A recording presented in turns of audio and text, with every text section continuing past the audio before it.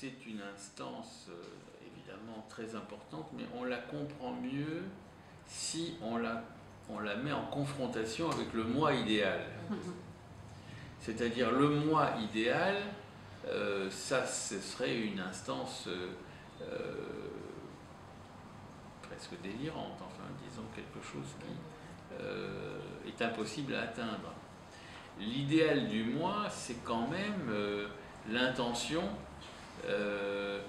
de se voir, dans un sens, c'est de se voir beau dans le miroir. Il y a une forme d'amour de soi qui passe par l'idéal. Bon. Donc,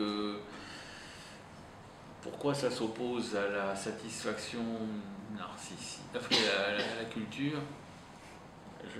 Je dois dire, je ne sais pas. Je ne sais pas. C'est vraiment une question que je n'ai pas bien compris. Mais en fait, alors, que représente l'œuvre et la sublimation? Ah ben oui, mais bien sûr que s'ils ont un rapport avec l'idéal, ils peuvent avoir bien sûr un rapport avec l'idéal. D'ailleurs, dans Totem et Tabou, il y a un paragraphe sur l'art comme étant le seul domaine qui échappe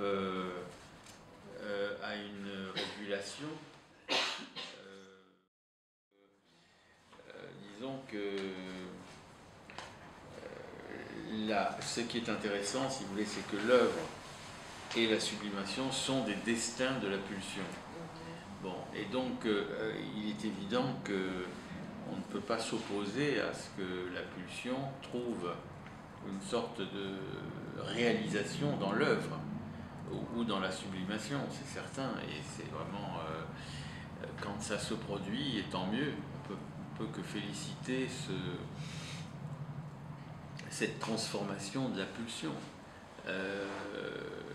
Donc ça peut être un idéal, en effet. Il y a des artistes, peut-être pas tous d'ailleurs, mais il y a des artistes qui sont portés par un idéal.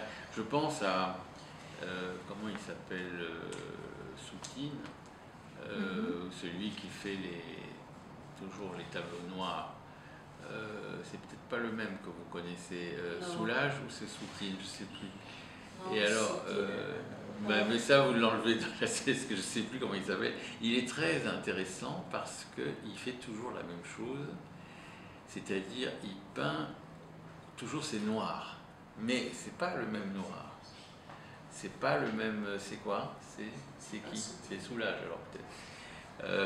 Je ne sais plus comment il s'appelle. Et alors, on voit bien qu'il poursuit un idéal, celui-là. Bon, je pense que Bonnard, aussi un autre peintre, lui, il avait une certaine couleur, le bleu, qu'il introduisait dans ses tableaux, et il y a quelque chose qui est de l'ordre de l'idéal. Mais il n'y a que le sujet lui-même qui pourrait parler vraiment de ce qu'il a voulu dire, ou chercher, ou composer et de retrouver les questions liées à l'idéal.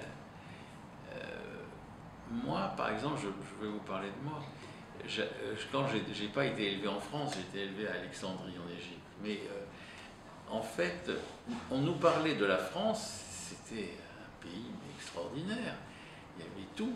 Il y avait les artistes, il y avait l'enseignement, et c'était même tellement trop, donc c'était tellement d'un idéal inatteignable que, si vous voulez, il y a quand même une différence. Alors moi, je pensais que c'était comme, on peut dire, le prêt-à-porter, c'est-à-dire vous allez dans le magasin, vous trouvez exactement ce qui vous prend. Mais non, c'est pas du tout ça, justement. Donc quand je suis arrivé dans ce pays, magnifique, c'est vrai, en fait, c'est là qu'est apparu que ça ne collait pas du tout avec ce qu'on m'avait enseigné, mais alors pas du tout. Donc il y a eu une chute de l'idéal, il y a eu vraiment une déception devant la réalité quotidienne. Ça aurait été la même chose pour un autre pays, c'est pas la question. La question, c'est qu'on avait monté l'idéal à un niveau inatteignable, et la réalité ne disait absolument pas ça. Voilà, alors c'est pour dire que, je ne sais pas, il y a peut-être aussi un travail sur l'idéal. qui fait que ça chute, qui fait qu'on se prépare à la chute de l'idéal. On est peut-être plus heureux dans le banal, ce qui est banal, que dans ce qui est trop attendu. Peut-être. Mais je m'excuse de la précarité de mes réponses. Là, sur cette question-là, je dois dire j'ai calé. J'ai calé. Donc, vous pouvez traduire que j'ai calé.